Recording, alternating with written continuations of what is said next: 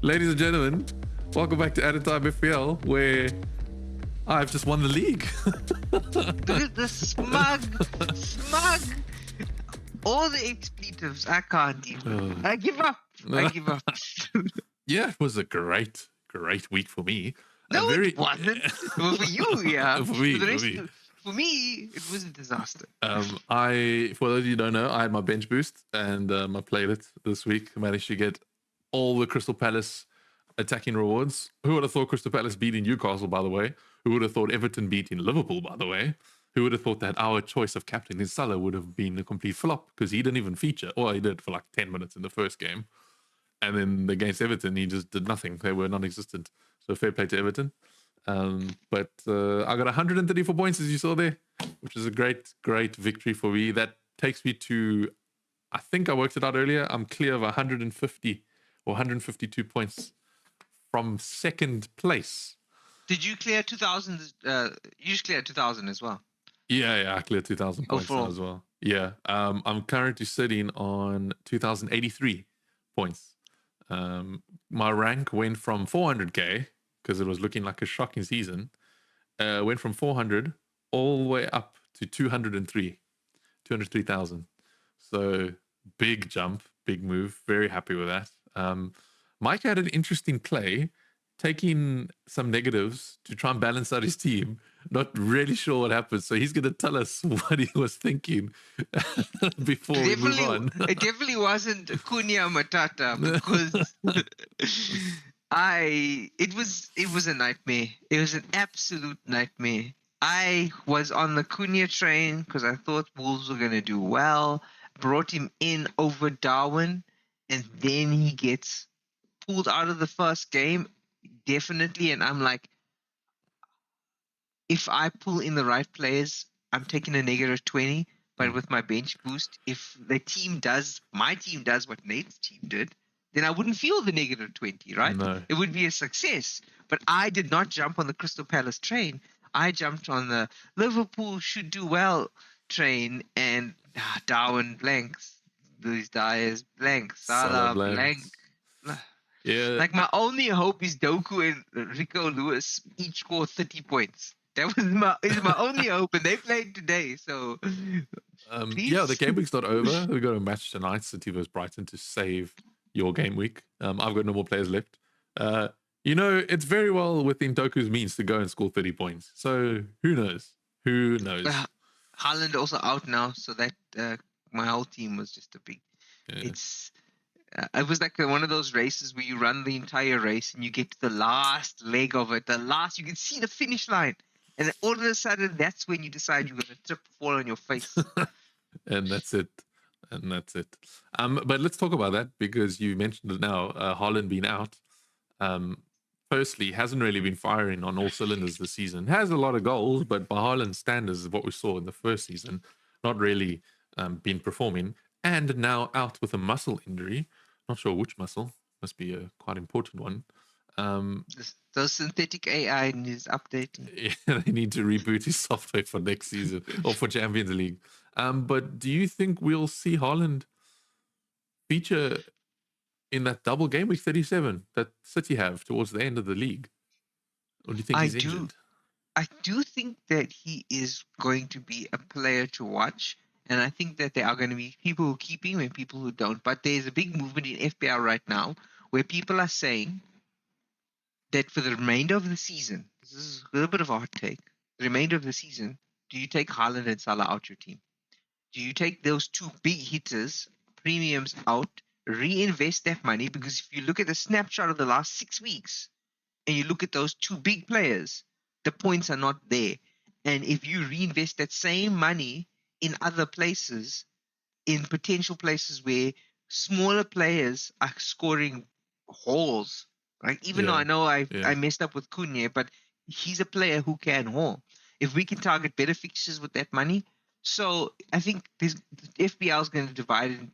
The top players are going to be divided into two: the players who stick with the premiums, one or both, of Haaland and Salah, or the players who decide to let go of them and focus on other assets. And particularly for someone like you in your position, it becomes interesting because you have to gamble less and play a little more defensively. What is the defensive move here? Is the defensive move to keep Haaland, and if he doesn't score, you don't score as much points, but you still maintain pole position in our Mini league. league, yeah. Or do you try and like follow the gambling of taking them out and see what you can do to even push yourself to greater heights? That's on you. For me, for our players like me who are sitting in mid-table mediocrity and have egg on their face, uh, your options are, I would say, you got to gamble, and the gamble's probably leaning towards a Haaland out, Salah out. I think that's the gamble. The gamble is the taking the premiums out and going for the Matetas, Cunhas, and anybody else. Watkins even has done so good, even though he didn't have a double game week. You're still probably worth keeping in your team. Yep. I was leaning towards taking Salah out after that abysmal game week. And I'm going to leave him for this week to see what he can do, but he might be moving on. I don't think Liverpool are going to win the league. Sorry to say. With that performance against Everton, they should not have lost. Like, fair play to Everton, but that's not how you win the league. I think Arsenal might. They don't seem to be choking. Your prediction of doubling up on Arsenal defenders were really good. It was really good. I wish I went that route instead of, back to Liverpool. Thank goodness you didn't. I know. It would have been the amount of smugness would have broke the internet. Would have come through the Ethernet cables under the sea, broke the internet connections around the world. But Ben White smoking, I would have been smoking harder than Ben White scoring 2 goals against Chelsea, I'll tell you that. But yeah, Ben White with a big haul this past game week, obviously keeping 2 clean sheets and scoring against Chelsea. We've got every other defender, Gabriel, Saliba, all of the Arsenal defenders getting lots of points, Raya keeping a clean sheet. So it is the way. I think it is the way to go, Arsenal, double Arsenal defense for the rest of the season. Yeah, you either have to have either White, Gabriel, Raya, or Saliba. I would say all of them. You have to go 3 of them. 2 out of the 4 minimum. Yeah. 2 out of the 4, and then you focus, and then your other option is in midfield to put the third Arsenal player. And right now we have options. Arsenal are on fire. King Kai. You got King Kai. You got the guy you brought in, which also saved put you into this position of ultimate power. Yeah, Martin Odegaard. Yeah, the captain, the Norse guy that's actually scoring points, not Haaland. Odegaard.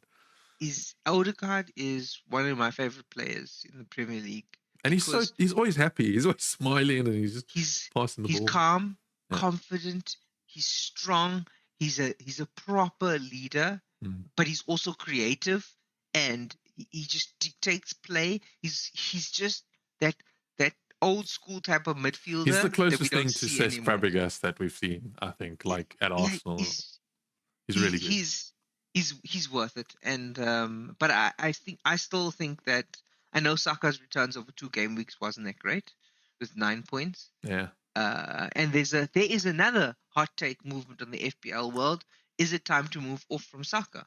Because if I had put in, let's say, Saliba or Raya, would I have got more points over Saka? Yep. With other midfield options. Yeah, so is Saka maybe holding on to a bit of an injury? Is he playing a more controlled game because he really wants to win the Premier League? Is he the attacking focus you need for that 9-odd million in your midfield? Maybe not. So if you are thinking about going with a Saka-less midfield, you got to triple up your Arsenal defenders and just put your money behind them to push City all the way to the line. I agree. On that note, I actually don't have Saka in for my team this week. I have taken him out. So I've already made a move on one of the 3 premium midfielders, Salah, Haaland, Saka. So Saka is not in my team for this week. I have not brought in any Arsenal defense because I have a feeling that Spurs will want to bounce back. So I think they might score at least. I don't think they'll win. It'll be a tough game. I mean, it's a rivalry, so anything can happen. London derbies are always intense. Always intense, except if you're playing against Chelsea. Then it's just entertaining and apparently a date night. Yeah. A date night? A date night? More like a hardcore, I don't know what. Chelsea got Thank you for watching, everyone. But yeah, so I mean, So the reason why I don't have Saka, sorry, to finish off that discussion, was because I brought Son in and Madison. So I've doubled up on Spurs for this weekend because of their double game week fixture. So I'm torn. I'm going to Okay. comment on this. All I'm right, torn all right. because I don't rate Spurs right now. I don't rate Spurs, but they have a double game week I know. coming up that you can't ignore. But the double game week isn't the easiest because you look at their next few fixtures. Spurs are playing Arsenal and Chelsea. Okay, Arsenal and Chelsea, and then in game week 36 they're playing Liverpool. So that's 3 tough fixtures. But you know what? I learned this week about the foundations of FPL that I forgot. Ooh, With my captain listen, choice. everybody, listen to this. Foundational FPL. Home games. Trust in your home games. We trusted in Liverpool. You made this mistake too with the defense. Bringing in 2 defenders and me bringing in 3 attackers. Why were we capitalizing on Liverpool when they had 2 away games? Yeah. Right? Not even 1 away game, 2 away games. Okay, and one of them was a derby against Everton, which is always highly emotional. Yep. So I think that if you quickly, guess who had 2 home games? Crystal Palace. Was it Everton? Oh, Crystal Palace. You see, no, Everton also had 2 home games, by the way, and they beat Forest and Liverpool. Crystal Palace beat West Ham and Newcastle. Home so you see, advantage. we missed that foundation, and we learn, we learn, we move we on, and we won't make season. this mistake again. But home game advantage in those double game weeks. Now you see why people went all Crystal Palace and why some people even went with Pickford as their goalkeeper, right? I went with Pickford, everybody. 18 points. Thank you very much. Because home form means something. So when I say I don't rate Spurs next 3 fixtures, I don't rate Spurs in this moment. I feel like they're also sort of slowing down. But Spurs versus Arsenal, Spurs is at home. So what do I do now? It's a conundrum. Do you captain him? I'm going by the same logic and hoping Cole Palmer plays because Cole Palmer has Spurs at Stamford Bridge. And to be fair, we play well at Stamford Bridge. Chelsea's not playing Spurs at Stamford Bridge. Yes, we are. Cole Palmer FC is playing Spurs. Take that, Pochettino, you liar. No, I'm joking. Yeah, for those of you who don't know, quick pivot, Pochettino made a point to say that Chelsea is not Cole Palmer FC. He was wrong. He proceeded to lose 5-0 without He was Cole very, very wrong. We're not naive as Chelsea fans. We know if it wasn't for Cole Palmer, we would not have been relegated. Yeah. We'd be relegated. We'd be relegation. Like, stop hating on the guy. He's got 20 goals. Like, so what if half of them are penalties? Do you think it's easy to take penalties? Jackson and Madueke think it might be easy to take penalties. But I mean, go look at the penalties that he's taken. It's the moments. It's hard. So if you talk about penalties in Cole Palmer and you go like I would say you have an argument, except for the fact that he stepped up to take that penalty against Man United in the last kick of the game to win it 4-3. Yeah. To do that takes big cold steel kahunas balls. of ice. Is ice coming from him? So he can take all the penalties for the rest of his life if he wants to because he earned it. He earned it with that. But just back to that whole Spurs thing, I think that you the guru. I don't know what I am now, but I don't trust Spurs in 2 London derbies, even if one of them is at home to the best defensive team in the Premier League, which is Arsenal, and the other game is away at Chelsea, and Chelsea are likely to score at home. Well, we know what Arteta's going to do.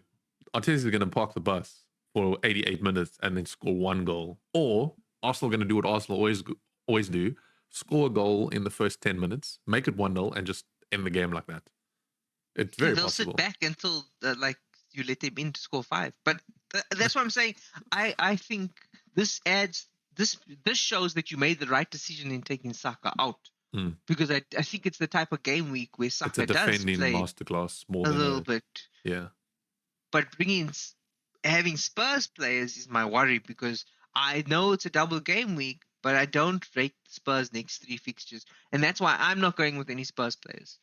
I've decided I'm gonna watch the Spurs games and just go, hey, take it as it comes. I've just gone on the majority of hopefully Son can score one goal in those two fixtures because not many people are in my position. A lot of people wildcarded for the double game week. A lot of people made transfers for the double game week. So a lot of people won't have those players. So my hope is maybe my Son scores 9 points over the 2 weeks and your Saka scores 6, you know? So it's just about those statistics. I'm not expecting It's your Son position. You yeah. hit the nail on the head there. It's about your position. You winning our league. You in the lead. You can afford to take that Spurs statistical chance over 2 game weeks where I can't afford that. Yeah. It's very unlikely that I throw a 150-point lead with 4 game weeks to go. It's very unlikely. It's not Shamlin still has his impossible. triple captain though. That's someone else. Like if you do watch Shamlin, well played to you. Fair play. Big up. Shamlin getting 105 points. That's crazy. That's without any chips, by the way, ladies and gentlemen. I know that's that one transfer. He won't say it, but I can feel he's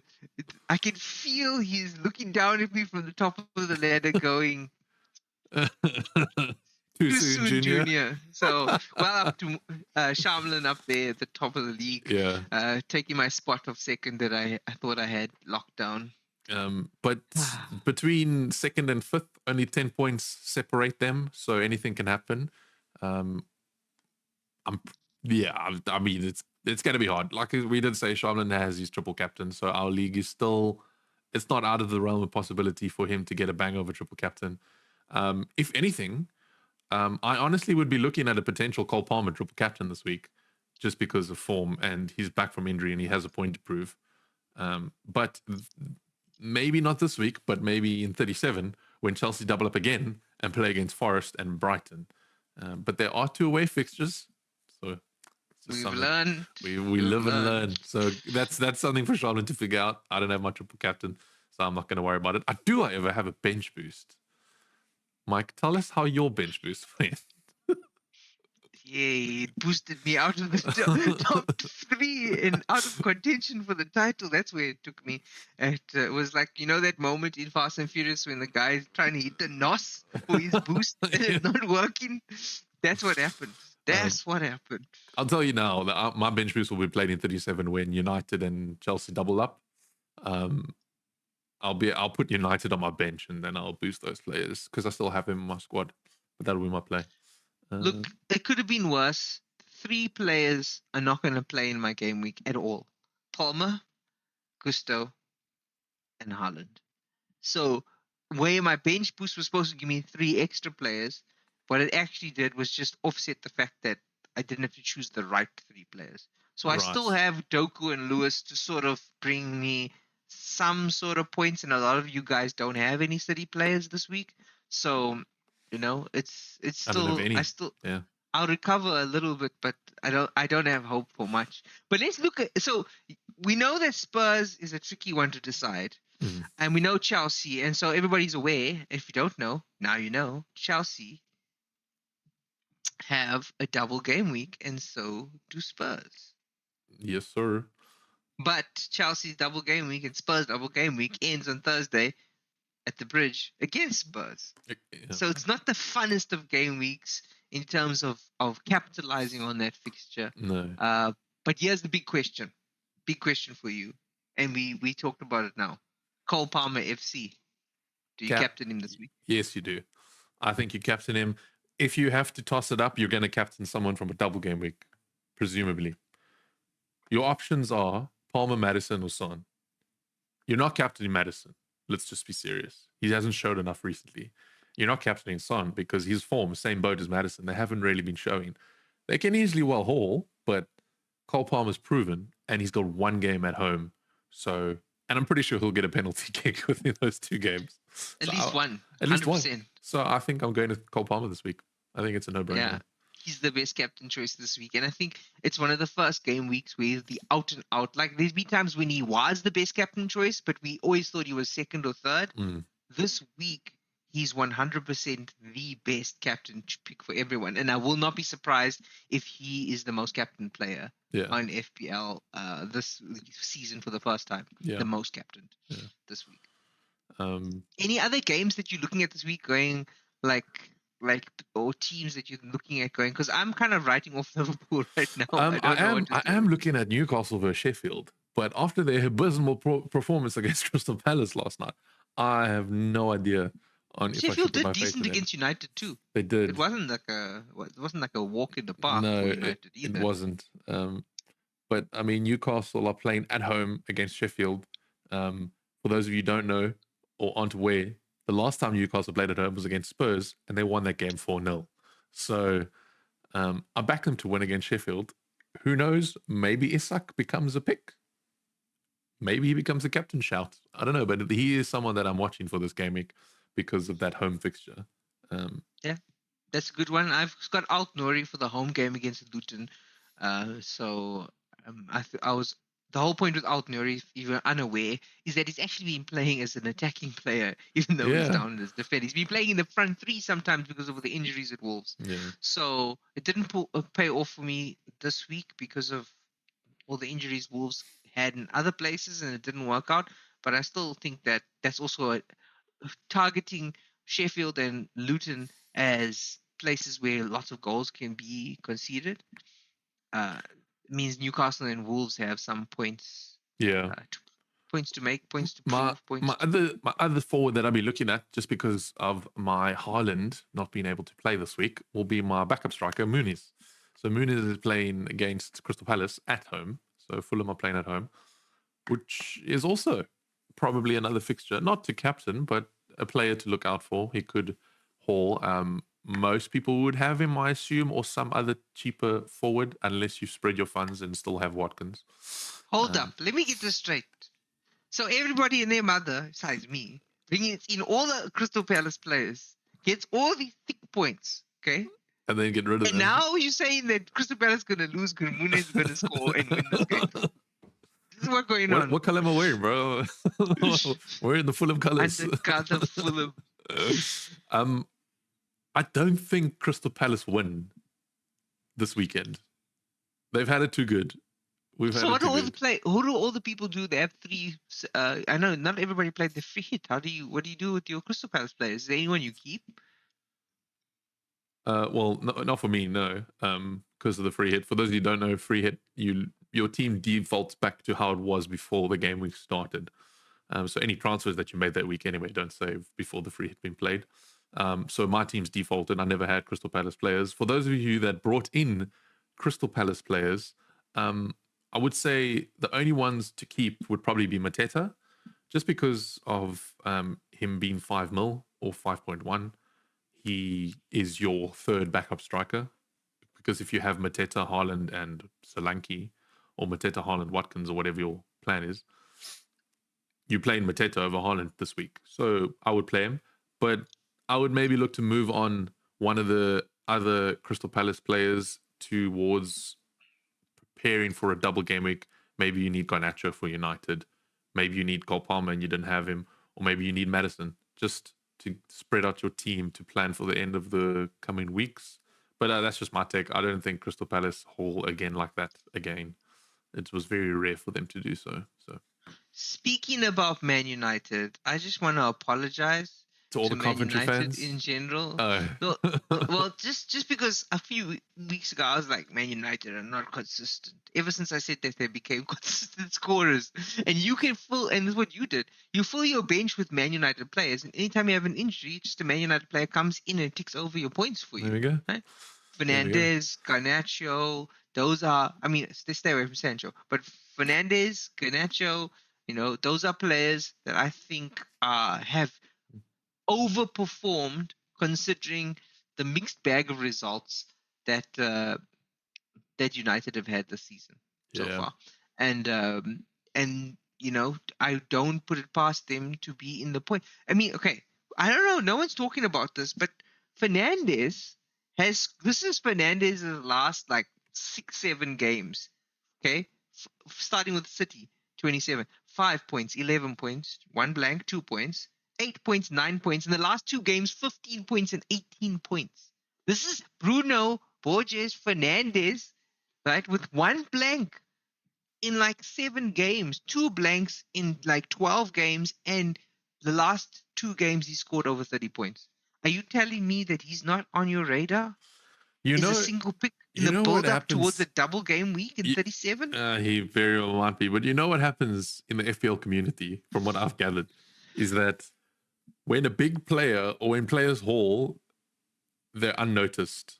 Like Bruno Fernandes was the talk of the town. You had to bring him in your team. He was in everyone's team at the start of FPL. We said he's useless. Everyone got rid of him. We forgot about him. And now, towards the tail end of the season, he's gone and scored like over 40 points in his last 6 appearances, 6 game weeks. And no, like you said, no one's talking about him. You've just unleashed a secret weapon. Think about this here, okay? His next 2 fixtures, single game weeks, Burnley at home, Crystal Palace away. Now, those are easier fixtures. Bruno can get points.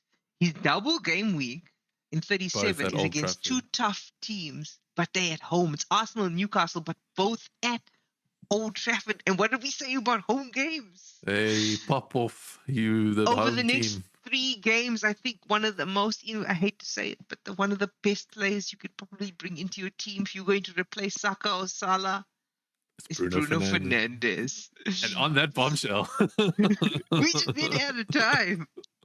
I think you've made a discovery there. It's a very good shout. It's a very good shout. I Can think I ask you one I might last bring question? him in. Yeah, I know, me too. He's looking a number, and I think he's also one that can make assists quite readily. If he's going to be going down in the penalty box, he's going to make that assist for the penalty. Whether he's on penalties or not sometimes is debatable, but he is United's best forward player, and United are inconsistent, yes, but they're relying on him. Just my luck, he'll probably get injured, but sure. The last thing to add on top of that source is that he's only 1% more owned than Garnacho. And there's a big price difference between the two of them. So he's 12.8% as of the video, and Garnacho is 11.2% owned. So not many people have Bruno Fernandes in their team. I wonder if that'll skyrocket a bit. So keep your eyes on him. Keep that price tag watched. Yeah. But Garnacho just doesn't have the same numbers. And also, I don't think Garnacho starts every single game. Sometimes I see him not start. Sometimes he gets hooked off. He's still young. I think Fernandes is the one. He's the best Fernandes in this Premier League. And I'll say that now. He's the best Fernandes in the Premier League. No Enzo. Nothing. Trade him. Well, I think it's time to end before we become a Chelsea podcast, which we might do, by the way, if you made it this far. But yeah, Mike, anything else to add before we close off? No, other than I did have one question for you, just last thing. And we mentioned it earlier. I just want I want some clarity on you. What are your thoughts about Watkins for the final running of the season? One of the top goal scorers, none penalties. He's chasing a golden boot. Aston Villa just almost derailed Arsenal's parade attempt at the league. And correct me if I'm wrong, they're one of the only teams still in Europe right now, which is the other side of the coin. Well, let's just go by fixtures. They've got Chelsea at home this week. Then home fixture. Brighton away, but it's Brighton. Sorry, Brighton. Then they've got Liverpool at home fixture. And Liverpool title's kind of gone. Yep. They're playing for I don't know. And then it's Crystal Palace at Crystal Palace, so that might be a cracker. But those aren't bad fixtures to maybe look at pivoting. If you're taking out Haaland, I think you keep Watkins. Yeah, it's difficult to know because Haaland does have such tasty fixtures coming up, and he's got so many of them.